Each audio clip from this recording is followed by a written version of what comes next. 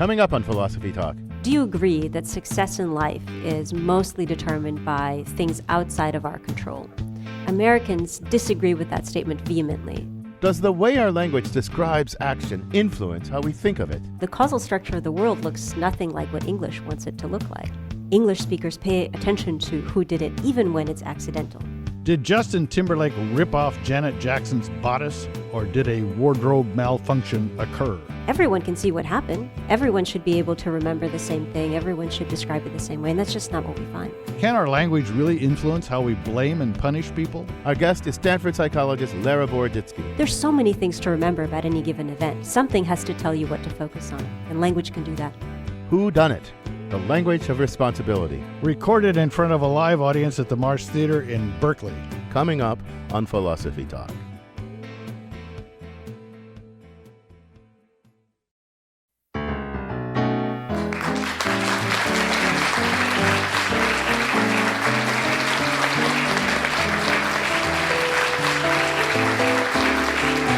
This is Philosophy Talk, the program that questions everything. Except your intelligence. I'm John Perry. And I'm Ken Taylor. We're coming to you from the Marsh Theater in Berkeley, California, the Bay Area's breeding ground for new performance. Our thinking originates at Philosopher's Corner on the Stanford campus. Welcome, everyone, to Philosophy Talk. Our topic today is Whodunit? The language of responsibility. Now, by the language of responsibility, we mean the way we report events for which someone might be held responsible, that is, praised or blamed or punished. For example, in reporting a famous event witnessed by millions of Super Bowl fans on television, I might say Justin Timberlake ripped off Janet Jackson's blouse, revealing her naked chest. You're describing an action for which Timberlake might be held responsible, and with him, CBS, for exposing the young, innocent Super Bowl watchers of the world to a naked breast. However, that's not the way Timberlake described it. He said that as he reached across Janet's blouse, a wardrobe malfunction occurred. He described the same event, but without a person to hold responsible for opening the blouse. Now, presumably, he thought that made him sound less culpable, John. But millions of people saw it. They saw Timberlake reach across Janet Jackson's blouse, unclip something, her blouse fall open, and her breast be exposed. Even if that wasn't his intention, it's clear that he did it. Shakespeare said that a rose smells as sweet no matter what one calls it. Anyone who witnessed that Super Bowl moment should realize it was something Timberlake was responsible, no matter how it's described. But you know what, John? I hate to tell you this, that interestingly enough, Shakespeare was actually wrong. You can prove it empirically. Tell me more. So if you blindfold people and ask them to smell an aroma, what you call the aroma has a big effect on how pleasant they find it. If you call it a rose, they'll probably like it. If you call it just a flower, they'll like it, but not as much. If you say it's a plant, they'll like it even less, and on and on.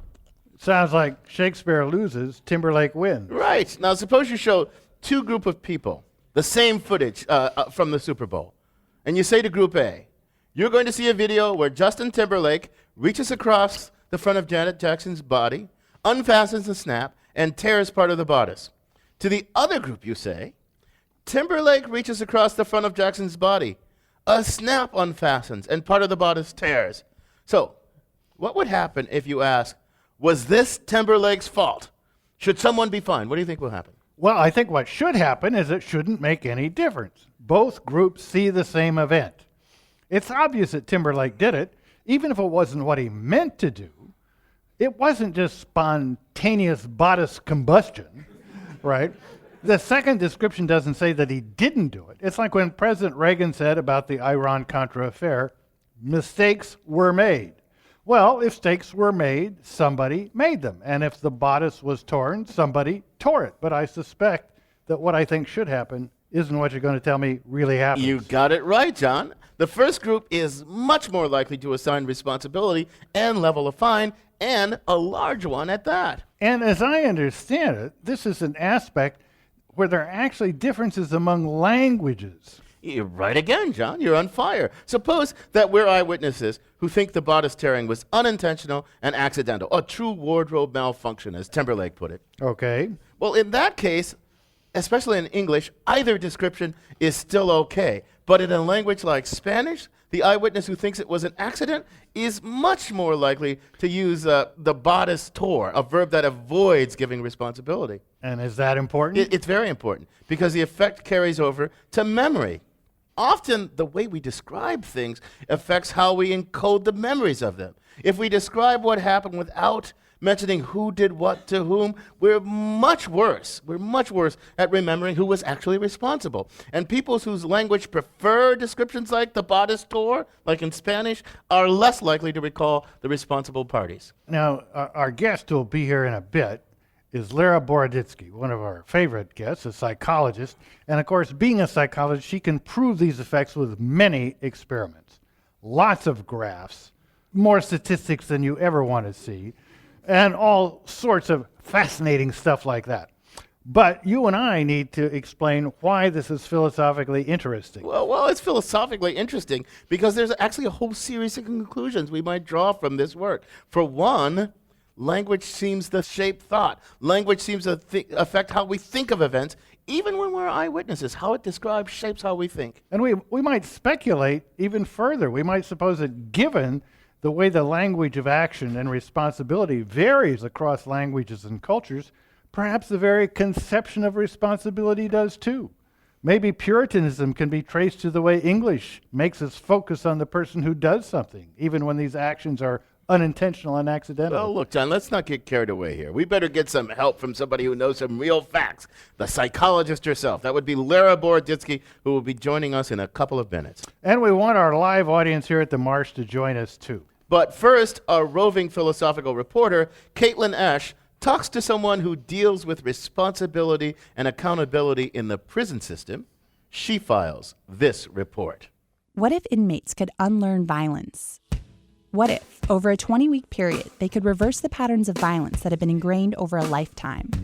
One man believes that by changing the way offenders talk about violence and responsibility, they can change their behavior and peacefully return to society. After a year, only 80% of the men who had gone through the program did not return to the program. So it was actually it turned the recidivism statistics upside down. Hamish Sinclair is the founder of Man Alive, a restorative justice program for men in jails around the San Francisco Bay Area. Man Alive is kind of like group therapy, facilitated by former violent offenders. It's the peer setting, I think, that really counts. We train the men coming into the class to learn how to teach other men how to stop their violence. Sinclair believes in order to transform whole neighborhoods, you have to start with individuals. We do it by addressing the belief system that drives the violence, which we call the male role belief system. And that's, in short, Mr. BS. First, men learn that they're part of a bigger, misogynistic society. Can we get some examples? What's the male role belief system you learn? Boys don't cry. Take it like a man. Women are supposed to do what I say, Why? because I'm a man. Then, they discuss what landed them in jail. I've caught like armed robbery. I've had assault with great bodily injuries. And I've shot, a couple people. They learn to take responsibility for their actions. They work through situations that trigger violence and focus on alternatives. See, the only reason why I would come close to somebody is to check how close I can get, right? But not to stay there. I'd find out how close I can get to where, okay, he feels uncomfortable, let me step back, right? And make myself safe. Sinclair argues that when talking about violence, we tend to verbalize it in ways that allow us to skirt responsibility. The very word violence is a passive term. I do my violence. You never ever see people say, I violated you. Inmates are coached to own up to their actions. The program has its own vernacular. Fatal peril, for example, refers to that moment before a violent outburst, when you can either lose it or handle the situation another way. So who is that moment really deadly to? My hitman, It's deadly to your image, man. It's not deadly to Tay yet. Yeah. But in that moment, it feels like my image dying, right? Yeah. Man Alive is part of a larger program, Resolve to Stop the Violence, or RSVP, that brings offenders back into society by working both with victims and the community. And they've had great results. If you take any population of violent men in jail or out of jail, there's about 20% of them absolutely refuse to change. And we tend to want to get rid of them right away because there's 60% in the middle who'll go either way to change or not change. Hamish Sinclair hopes the small percentage of those who really want to change will lead the rest. But he's the first to admit it doesn't always work. A man who was an excellent senior advocate, was able to teach very well, got out of the program and went back onto speed and crack and actually killed his wife. There are more than 140,000 state prisoners in California. A court ruled recently that overcrowding is so bad, the state has to reduce the prison population by more than 30,000 over the next couple of years. Sinclair worries that if he doesn't show convicts how to deal with violence and reintegrate back into society, no one will. For Philosophy Talk, I'm Caitlin Ash. I'm John Perry, along with Ken Taylor, coming to you from the Marsh Theater in Berkeley. And we're joined now by Lera Boroditsky. She's a professor of psychology at Stanford University. She's author of many, many things, including a recent fascinating article in Scientific American entitled How Language Shapes Thought. Lera, welcome back to Philosophy Talk. Thanks for having me. Lera, this work on the language of responsibility is part of your overall project on how language and culture influence thinking. How did you get interested in this particular aspect of that big problem? You know, I got started thinking about how we describe events. And events in the world are really complicated. They need to be construed. Even the simplest of events needs to be construed. So let me give you an example. When Dick Cheney went out hunting with his friend Harry Whittington, he ended up having an accident. So he accidentally shot Harry Whittington in the face. Now, this is a split-second event, split-second physical event. What could be simpler? But there's so many different ways to describe it. So we could say Cheney shot Whittington, or we could say Whittington got shot by Cheney, or we could leave Cheney out altogether. We could say Whittington got shot. We could say what Cheney actually said when he was he gave this interview where he took full responsibility for the event, and this is what he said: "Ultimately, I'm the guy who pulled the trigger that fired the round that hit Harry." So it's a really stand-up guy. Later he goes on to say, no, it wasn't Harry's fault. So that was very nice, very nice of him. Not my friend's fault that I shot him in the face. But that's a way of distancing yourself from the outcome where he essentially made 3 events out of 1. Bush actually did one better. Bush said he heard a bird flush and he turned and pulled the trigger and saw his friend get wounded. So there, Cheney transforms from agent to mere witness within a single sentence. That is a masterful exculpation. So, but on your view, it's not just different grammatical structures are exploited by people to reduce or increase their role in something that's blameworthy or praiseworthy, but this is embedded in language and in culture. Tell us more about that aspect of it. Yeah, so languages differ. Languages allow us all these different ways of construing events, but languages differ in terms of which ways you're likely to talk about an event, which is the normal or canonical way to talk about it. So my student Caitlin Fossey had just been studying in Chile, and she started noticing that the way you describe events in Spanish is quite different than in English. And lots of bilinguals notice this, that in languages like Spanish, if something happened accidentally, you're more likely to say, it happened, as opposed to, I did it. So if you've lost a library book, you don't go to the librarian and say, I lost the book. You say, the book lost itself to me. That's the way you're supposed to say it. So maybe it was deep sympathy and familiarity with the Mexican people that led Bush and Cheney to talk in this way. Well, right. And I've got to try this one on my wife. I often say, I didn't drop the vase dropped. And she gets a little upset at me when I do this thing. But you're listening to Philosophy Talk. This is a special edition of Philosophy Talk, coming to you from the Marsh Theater in Berkeley. We're asking, Whodunit? And looking at the language of responsibility with Stanford psychologist Lera Boroditsky. If you unintentionally do something terrible and get sued, should you hope for a Spanish-speaking jury? Should we all hope that God speaks Spanish? Are English speakers unusually and irrationally judgmental? What can we learn by comparing cultures? Linguistic relativity and attributing responsibility, along with questions from our live audience when Philosophy Talk continues.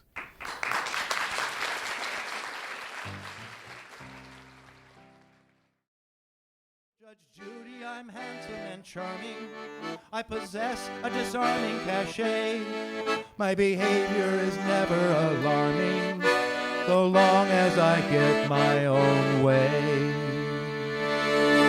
Welcome back to Philosophy Talk.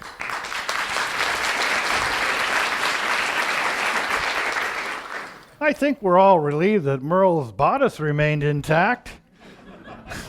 Unlike Janet Jackson's, I'm John Perry. And I'm Ken Taylor. We're discussing the language of responsibility with Stanford psychologist Lera Boroditsky. Are you bilingual? Can you tell us whether you think of responsibility differently in your two languages? Do you think one language is better than another for talking about responsibility and for thinking about responsibility?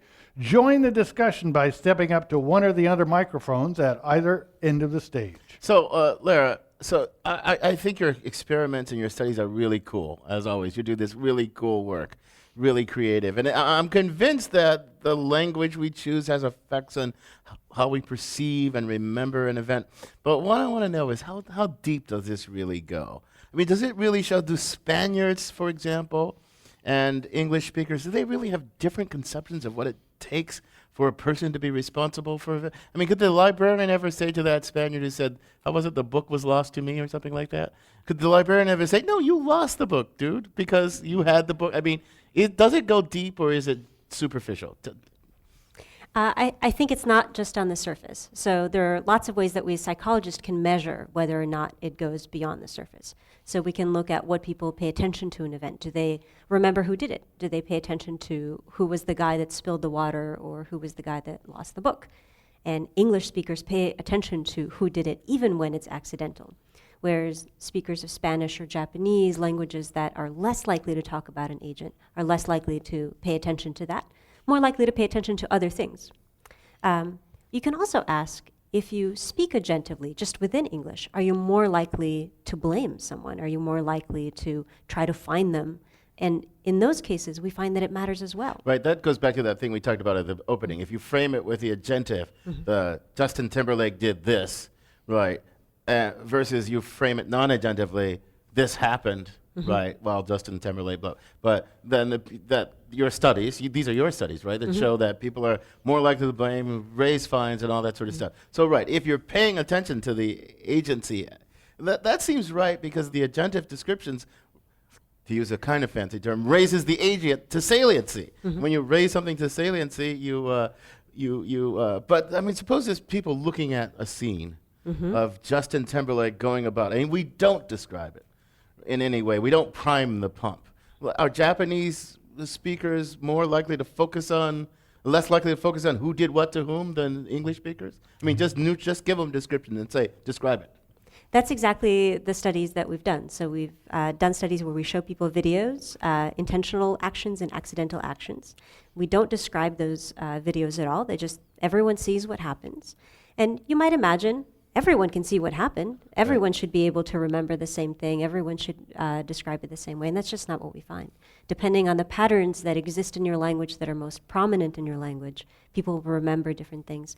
There's so many things to remember about any given event. Something has to tell you what to focus on, and language can do that. Now as English speakers, or as an English speaker, I'm inclined to think, well, that's kind of sad. These poor Spanish people aren't noticing what's important about the library book, namely who lost it. The agent's the important thing in a case like that, and how distorting of language to make them miss it. But there's another perspective. There have been studies I've read, probably connected with your work, that when you think about a crime wave, if you think of the crime wave from this agential point of view, then you'll say, well, who did it? What do we do? How do we punish them?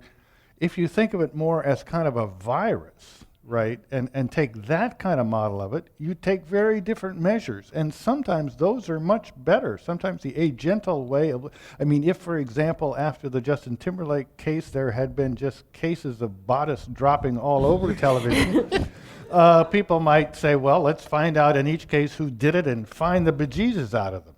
But another approach might have been say, well, that's really not the salient thing. Why is this one leading to this other case? What can we do to prevent it? Can we keep them off YouTube and stuff like that? Certainly paying attention to the circumstances that surround an event is also really important. And there isn't, in almost any event, there isn't just one cause. there's lots of things that could potentially be causal. In English, we like to focus on a person as a single cause and simplify it for ourselves that way. But you could focus on any number of other things. But certainly English also can be made to sound unreasonable. So in English, you can say things like, I broke my arm. Now, in lots of languages, you can't say, I broke my arm unless you're crazy. I mean, why would you go out and 'cause that intentionally would try say to you- break your arm? Right. That makes no sense. Right. And so language is really different how comfortable they feel putting someone in that agenda. Okay, frame. you talked about languages, but what about people and cultures coming first and the language kind of following? Because, okay, take my wife. My wife's a wonderful person, a wonderful person. Why would you give her she's away? It's Japanese American. kind of a She's Hetty Japanese Youngman American. shtick In her here. subculture, she grew up. You do not ask direct questions. You ask questions from which people. It's just impolite to ask a direct question. You do not make direct assertions about what somebody did. You talk about what happened in a way, but you get out that they did it, right? That they're the ones who should be ashamed or something. But you don't just say you should be ashamed. You just don't do that. Right. It's just a way of talking, though. She has perfect command of English. She's a native English speaker, but she still doesn't talk this way. She talks in this indirect way. Could it be that, in certain cultures, people are just more indirect, less direct? I think that's definitely true. Language and culture, of course, go hand in hand. Language is one part of culture. And when you make a way of talking that, for example, if I have to talk agentively about who did what, then I have to remember who did it. That means I have to pay attention to who did it. If I don't have to talk about it, then I don't pay attention to it. I may develop cultural practices that also go along with that. These things can and do drive each other. So it's not an either-or thing. You're listening to Philosophy Talk. We're talking about Whodunit, the language of responsibility, with our guest Lera Boroditsky from Stanford Psychology Department. We're in front of a live audience at the Marsh Theater. We'd love to have questions from that audience, so come up to the microphones on either side. There's one on this side and there's one on that side, and we're going to start on this side of the room. Welcome to Philosophy Talk, sir. Thank you. I'm Tom from Napa. I wanted to focus on the more serious subject of fault and culpability.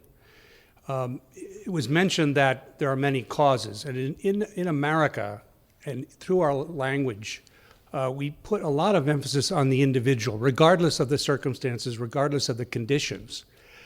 And this makes it very difficult to take into consideration mitigating circumstances when you're being judged. And so we tend to have more people, it's said, in jail than in other countries. So I would ask you, is this reflected, this difference, in the criminal activity, or let's say the incarceration in other countries?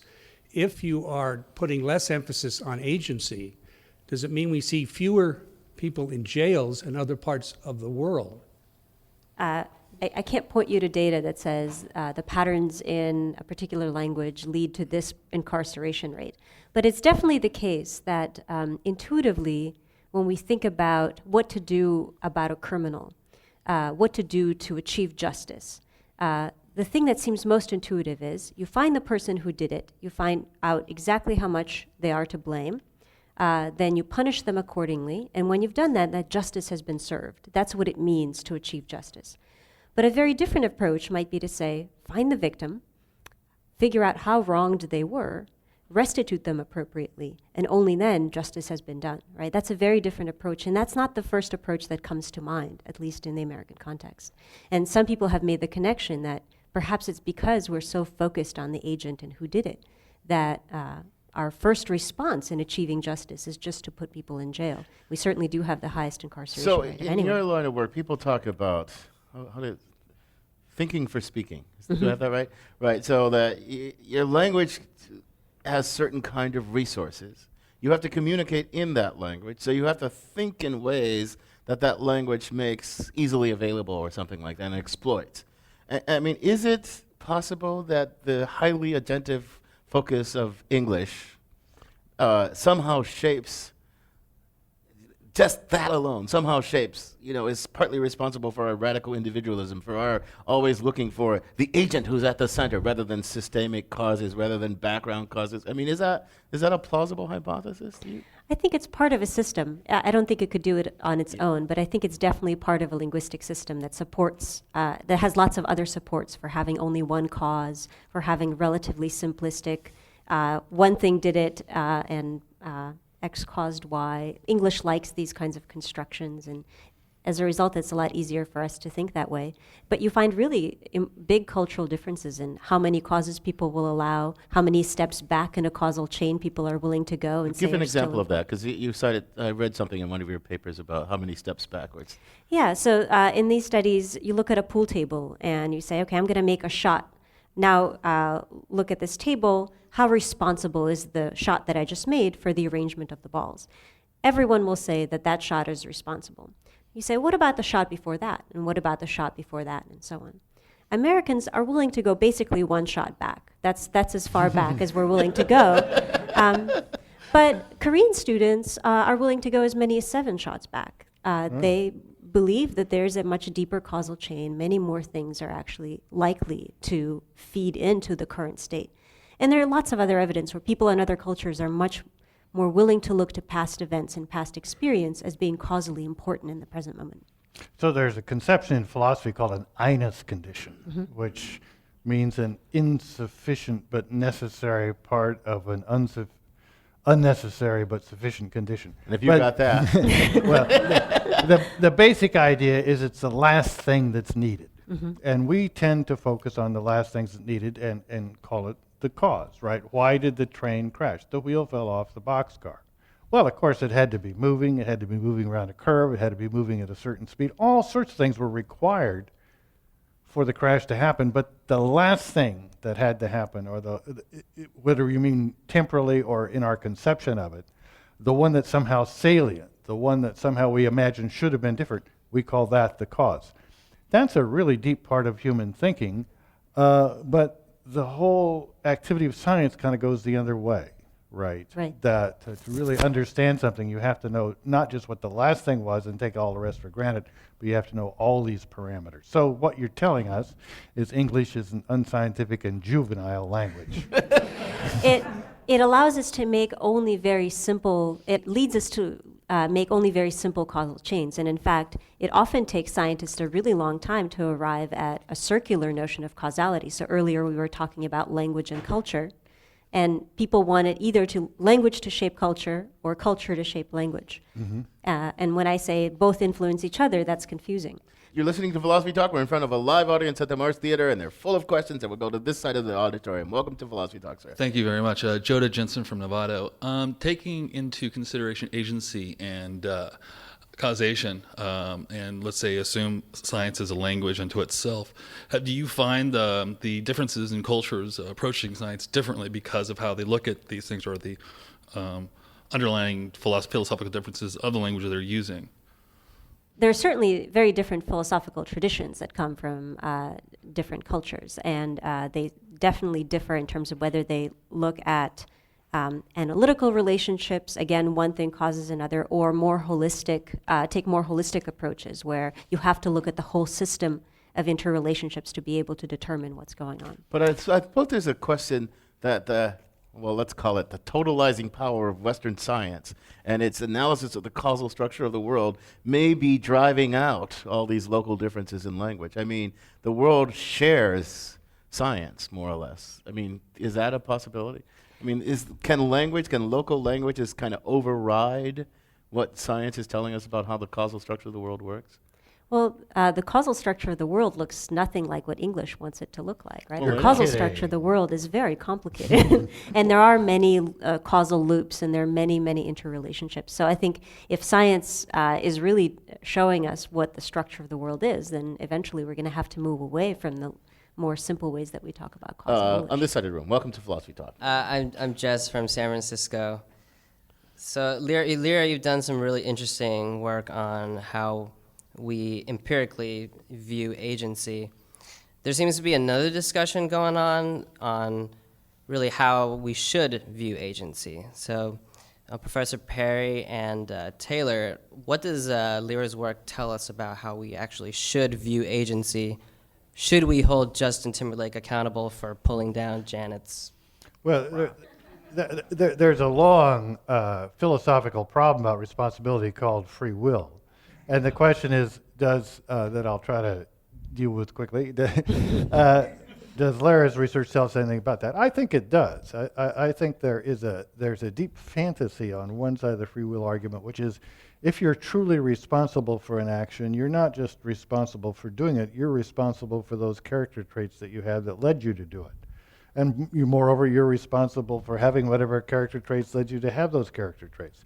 The natural conclusion of that is you're not responsible for anything because the whole thing's incoherent.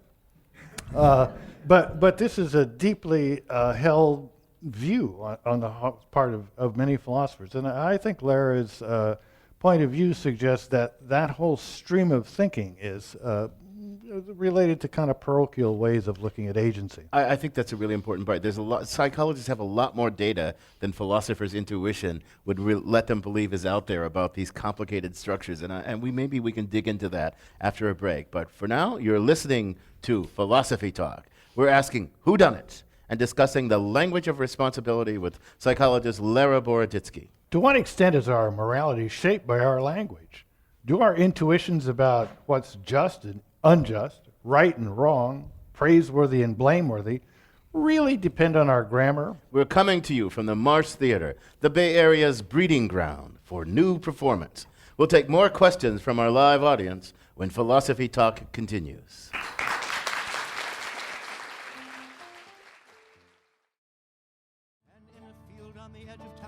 Appeared a sudden stream. 10,000 lambs all drifted by, empty of their dreams. Oh, I would wish for wisdom now, the only thing I've learned. All the warmth you desire means something must get burned. Welcome back to the program.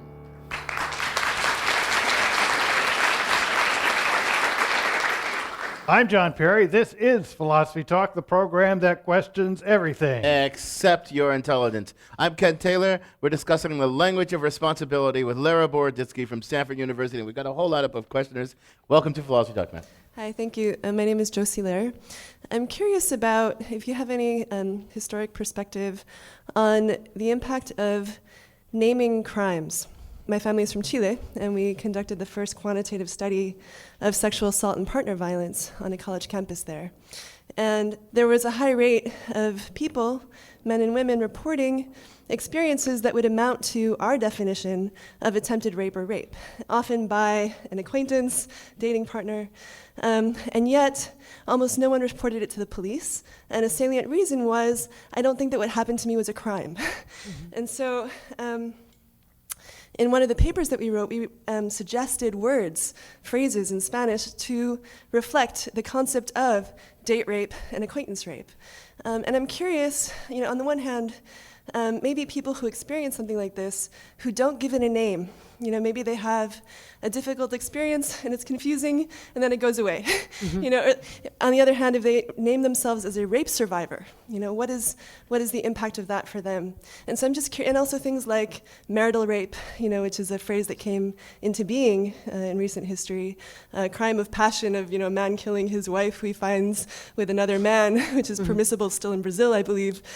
What is the impact of naming crimes? I think it's an important question, naming anything, because there used to be this apparently not true story, apparently wrongly attributed to Sapir and Whorf, that the Eskimos had all these words for snow, they didn't have a word for general snow, and philosophers used to go crazy about this kind of thing. They would say, oh, look, even if they don't have a word for snow, they can have a phrase, even if they have more words, even if we don't have word for all their kind of snow, we can have a description of all that sort of stuff. And you might think, what difference does having a word for something make? But I actually have come to believe that having a word, having a name for something, a single word, is a big important social thing, because it makes it, you could have a phrase, well, my husband did this thing to me which involved blah, blah, blah, blah, blah, blah, right? That's a long, complicated description, but if I have a one-word reference to it, he raped me, and then rape can have all these associations associated with it, whether they're semantic or extra semantic, doesn't matter. Then it becomes a certain kind of vehicle in our shared life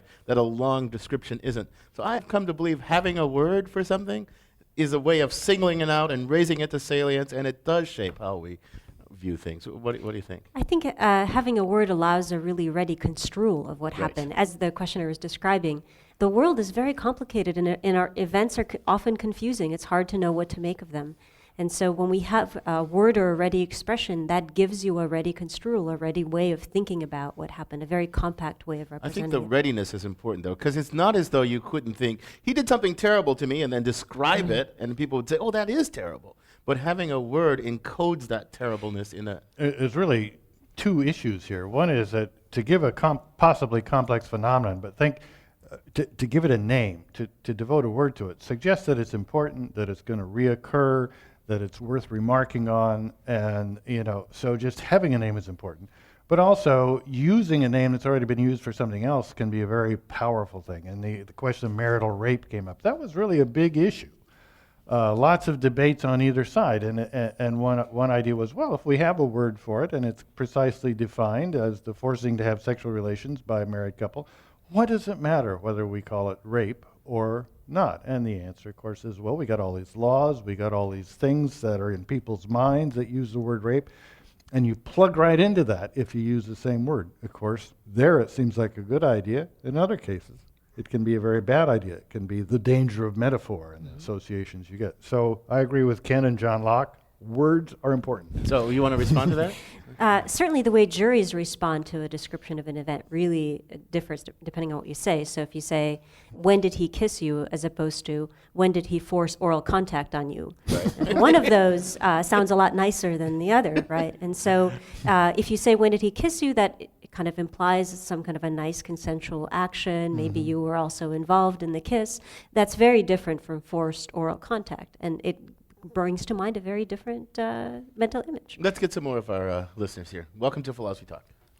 I'm Ludmila Eggleton from Walnut Creek, and I would like to again go back to English language, being bilingual, Russian-English, and Russian was my first language, and I'm a scientist as well. So I kind of noticed myself that indeed, when I write something, especially scientific, but not just scientific in English, it's actually always come out much shorter than if I wanted to write the same thing in Russian. And I just wonder, it looks like English language has more, as you mentioned, specific words for different things, just one, and it's expressed so many things. I just wondering, does it shape mentality of English-speaking world, what is different from very much the rest? You and Lera share something. She's a native Russian speaker, a scientist, and bilingual too. So you want to respond to that? Sure. It's very tempting to make hypotheses like this language is better for science and this other language is better for oratory. And people have been making claims like that for as long as there have been languages. And usually the claims go that whatever language you happen to speak is the best one for thought. So the French for a while argued that English was completely an impossible language for thinking clearly in because the French it's certainly an impossible language for romance. French is much better for romance. But the French philosophers argued that French was much better for logical thought precisely because the structure of French captured so beautifully the structure of human thinking. Of course, the thinking of French speakers. Yeah, right. There may have been a coincidence there. So far, all of the research on how particular features of language shape thought have focused on particular expressions. You have this grammatical expression or you don't. You're more likely to express it this way or that way. And they don't really license these kinds of broad claims. All languages, of course, by definition, allow their speakers to succeed in reproducing and continuing their culture. So all languages have a huge amount of value to their speakers. They all allow us to be very flexible. On this side of the auditorium, welcome to Philosophy Talk. My name is Mari Gonzalez. I'm a bilingual and I'm a former ESL teacher and an interpreter. I'm also studying intercultural relations. So I disagree with you in terms of language affects culture. I believe language is the medium in which culture is passed on and maintained. And one of the biggest difference between Americans or English speakers and Spanish speakers and the rest of the world is that identity. English speakers or Americans identify, by themselves. I am who I am because I'm unique. The rest of the world will be said to be called collectivist. I am because I'm part of a group, and that has huge implications about taking responsibility. For example, in conflict resolution, if I come from a collectivist culture, I'm more sensitive about the relationship, and if the relationship has been damaged, then what's the point of talking? And Americans or English speakers will want to focus on the task, on the action, not about the person.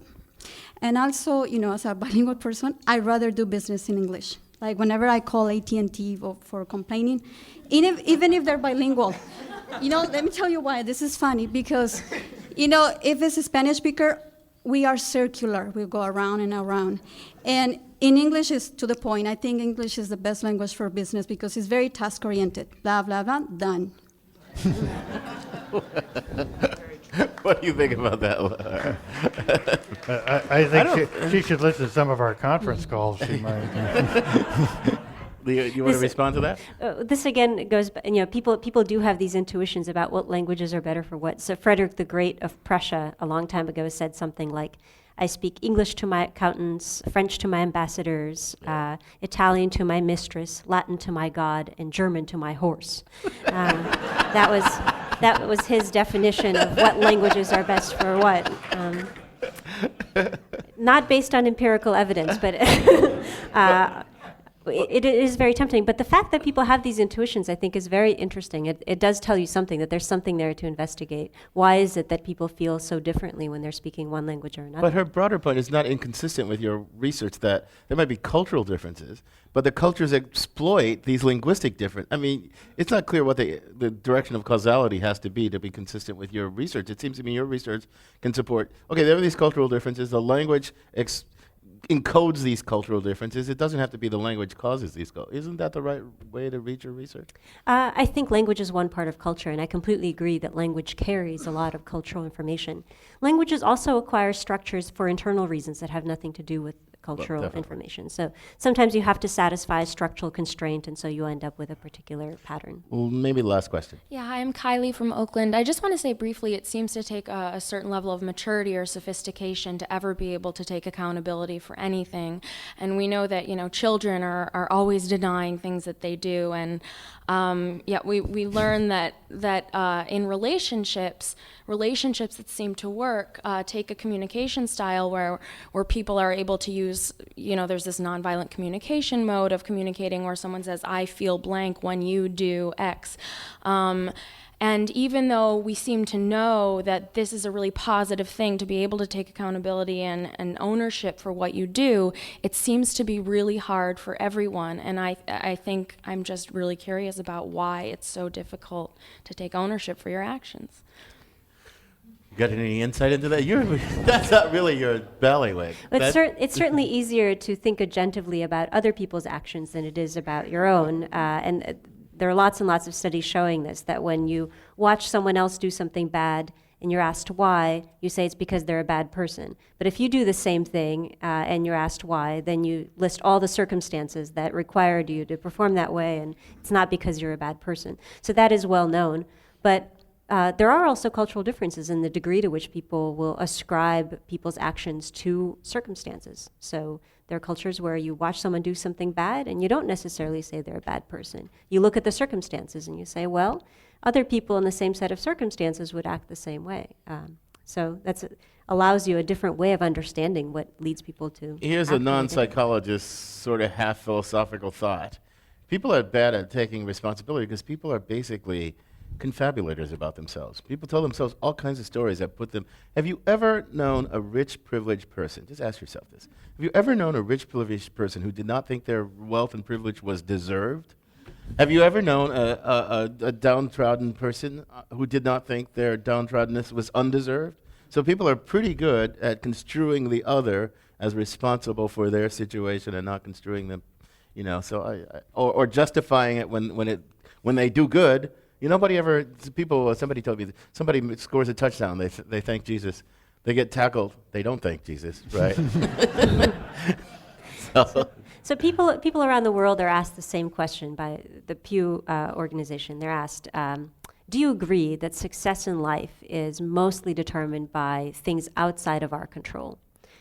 Americans disagree with that statement vehemently. Yeah. So 90% will say that's absolutely false. I think it's within the most important stuff is stuff that we do.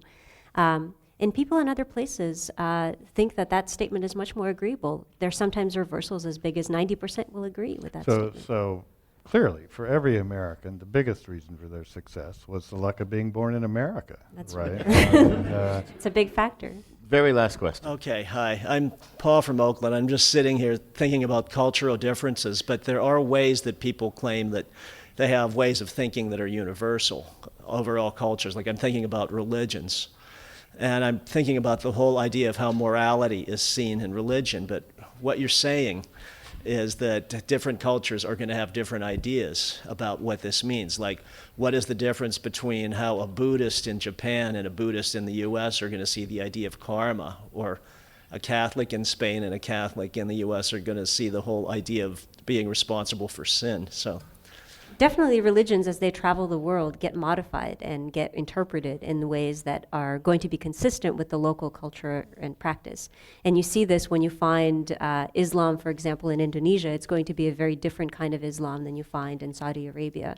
I can talk to folks in Indonesia about Islam, but they also sort of believe in reincarnation, and they may also sort of believe in ancestor souls and things like that. A lot of belief systems get integrated in particular ways and local ways, in ways that make sense to you. On that note, Lera, I'm going to thank you for joining us. It's been a very stimulating conversation as always. Thanks, it's been fun.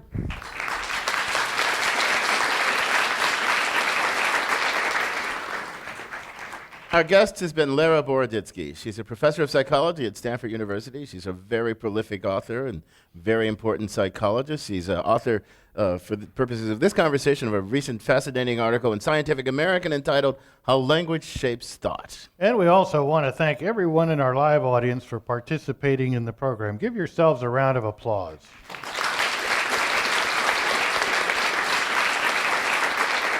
This conversation continues, as always, on our blog, theblog.philosophytalk.org, where our motto is Cogito ergo blogo. I think, therefore I blog. You can also find out more by visiting our very active Facebook page. And you can sign up to get the free weekly podcast of Philosophy Talk at our website, philosophytalk.org.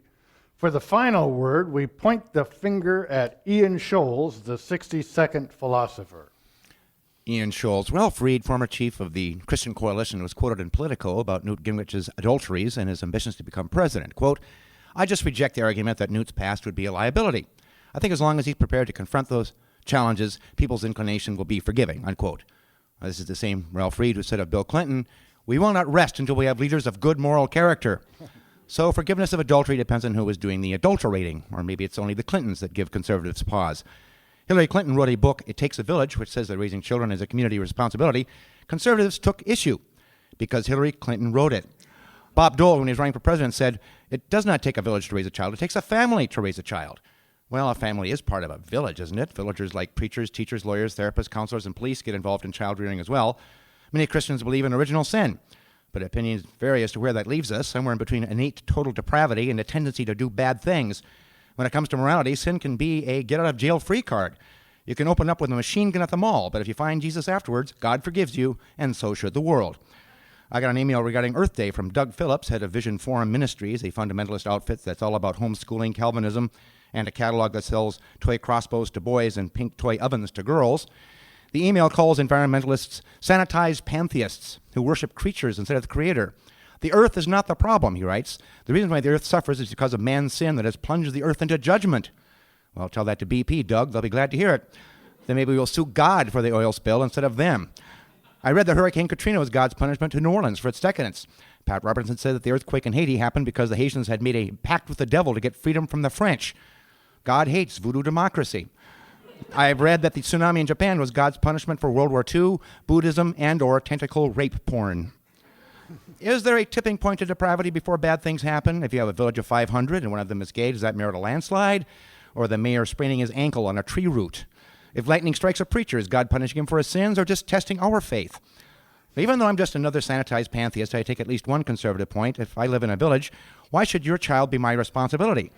Does it take a village to pay my rent? What if the village is Jonestown? Shouldn't you be getting your kids out of there?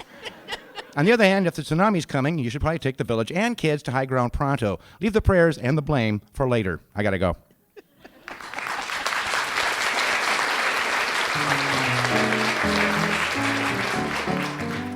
Philosophy Talk is a presentation of Ben Manila Productions and the trustees of Leland Stanford Junior University, copyright 2011. Our executive producer is David Demarest. Special thanks to Patrick Keene and Stephanie Weisman. Thanks also to Dan Brandon, Caitlin Esch, Merle Kessler, Joshua Raul Brody, David Millar, and Corey Goldman. Our production coordinator is Devin Strolovich. Ben Hirsch is our director of research. Leah Weiss is our webmaster. Support for Philosophy Talk comes from various groups at Stanford University, the Friends of Philosophy Talk, and from the members of KALW Public Radio, San Francisco, where our program originates. The views expressed or misexpressed on this program do not necessarily represent the opinions of Stanford University or of our other funders. Even when they're true and reasonable. The conversation continues on our website, philosophytalk.org. I'm John Parrott. And I'm Ken Taylor. Thank you for listening. And thank you for thinking.